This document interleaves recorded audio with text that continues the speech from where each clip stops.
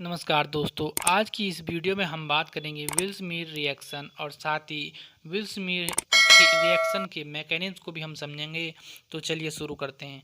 यहाँ पर विल्समीर हिक का स्टेटमेंट हमने लिखा हुआ है। देखिए यहाँ पर लिखा हुआ है formulation of active aromatic compounds like phenolic ether and dialkyl anilines in ortho and para position with di-substituted formamide and phosphorus oxychloride is called विल्समीर और विल्समीर हिक रिएक्शन। ठीक है दोस्तों, तो यहाँ पर ये समझ लीजिए आपकी जो विल्समीर रिएक्शन है, विल्समीर हिक रिएक्शन, ये एक ही रिएक्शन है, पहली बात। दूसरी बात यह है कि जो विल्समीर हिक रिएक्शन है, इसमें एक्टिव एरोमेटिक कंपाउंड का फॉर्मुलेशन करना है। एक्टिव एरोमेटिक कंपाउंड्स का फॉर्मुलेशन, और एक्टिव एरोमेटिक कंपाउंड कौन कौन से होते हैं? ये फिनोलिक ईथर हैं या आपका dialkyl aniline. As a example, तो फिनोलिक ईथर और डाइअल्किल एनिलीन जैसे एक्टिव एरोमेटिक कंपाउंड्स का ऑर्थो एंड पैरा पोजीशन पर जब फॉर्मुलेशन होता है in the presence of di substituted formamide and phosphorus oxychloride, तो ऐसी रिएक्शन को हम विल्समीर रिएक्शन कहते हैं।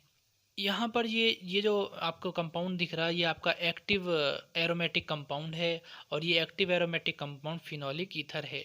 तो ये फिनोलिक ईथर जब डाई सब्स्टिट्यूटेड फॉर्मामाइड और फॉस्फोरस ऑक्सीक्लोराइड की प्रेजेंस में इसका फॉर्मुलेशन होगा, तो यहाँ पर हमें दो आइसोमर मिलेंगे इसके, एक ऑर्थो और पैरा पोजीशन पर इसका ये ऑर्थो एंड पैरा पोजीशन पर इसका फॉर्मुलेशन होगा, CHO ग्रुप का एडिशन होगा, जिससे कि हमें दो आइसोमर मिलेंगे।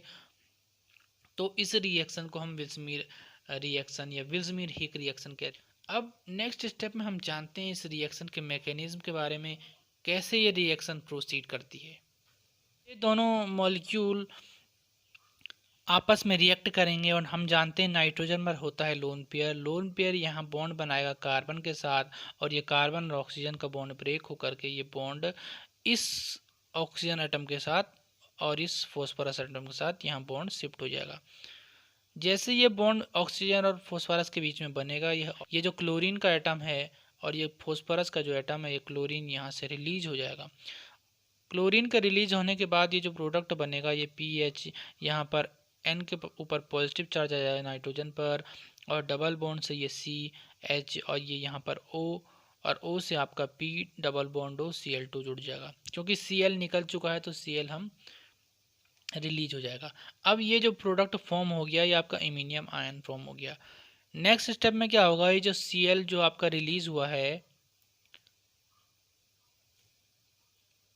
ये जो Cl रिलीज हुआ है, ये इस कार्बन पर अटैक करेगा, और जैसे ये कार्बन पर अटैक करेगा, ये ऑक्सीजन और कार्बन का जो बॉन्ड है वो ब्रेक हो जाएगा, और ये P double bond O Cl2O minus ये रिलीज हो जाएगा, और यहाँ पर जो फॉर्म हो जाएगा ये प्रोडक्ट, ये आपका क्लोरो इमीनियम आयन फॉर्म हो जाएगा, क्योंकि ये ऑक्सीजन यहाँ से रिलीज हो गया, और ये ये कार्बन से जो Cl जुड़ जाएगा।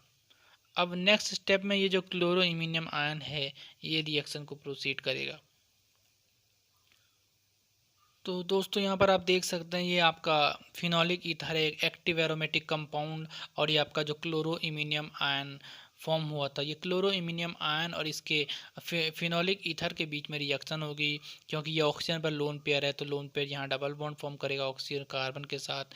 जैसे ये बॉन्ड फॉर्म होगा, ये आपका कार्बन कार्बन का बॉन्ड ब्रेक होकर के इस कार्बन के साथ बॉन्ड फॉर्म करेगा, और जैसे ही ये यहाँ पर बॉन्ड फॉर्म होगा, तो ये फाइनल आपका प्रोडक्ट यहाँ पर बन जाएगा।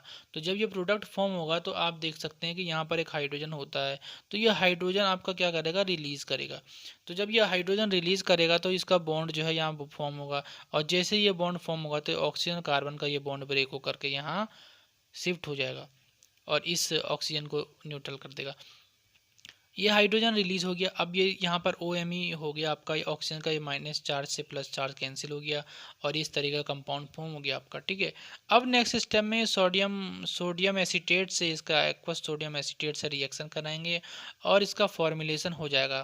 फॉर्मुलेशन हो जाएगा तो हमें ये प्रोडक्ट फॉर्म हो जाएगा, और यहाँ पर ये एक प्रोडक्ट और फॉर्म होगा इसका, क्योंकि ये ऑर्थो सब्सटीट्यूएंट है, तो यहाँ पर एक पैरा सब्सटीट्यूएंट भी बनेगा, क्योंकि ऑर्थो एंड पैरा किसी भी पोजीशन पर अटैक हो सकता था। तो ये यहाँ पर आपका इस तरीके से एक